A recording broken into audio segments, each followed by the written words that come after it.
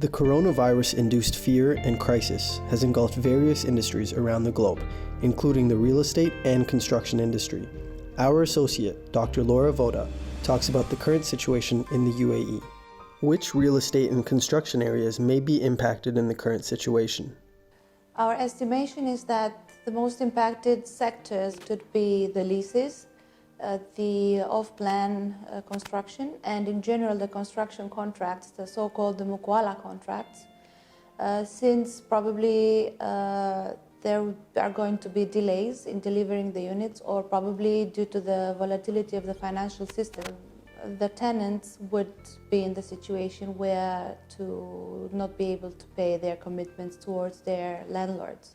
In that situation, we estimate that there are sufficient relief measures. We are lucky to be in that type of jurisdiction where we have sufficient relief measures already announced, especially for the Emirates of Dubai and Abu Dhabi.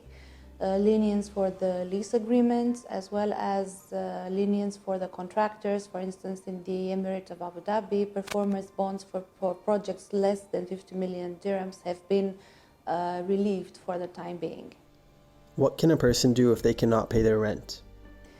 Well, if a person cannot pay their rent, I think it's already known that the Judicial Department in Abu Dhabi, Dubai courts, as well as the courts in the Federal Circuit, have already issued sufficient guidance that no executions are going to take place.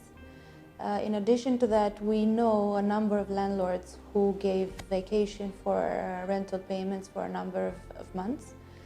This practice is being encouraged in the market and is being currently applied.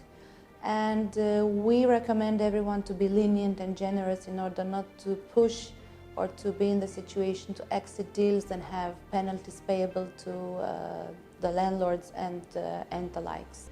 What can happen from a contractual point of view?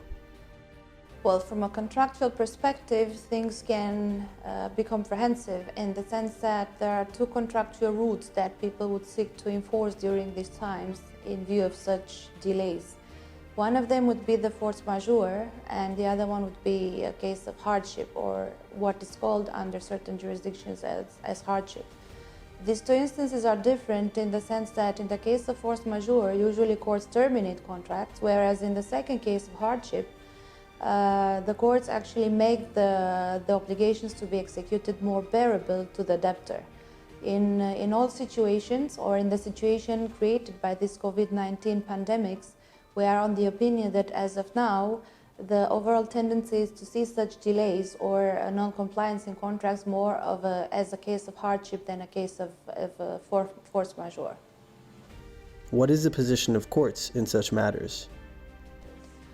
The courts are known to have quite a narrow approach to such situations, and the reason is absolutely clear: to prevent a situation where the debtor of an obligation would use force majeure or hardship in order to escape the payment of that obligation.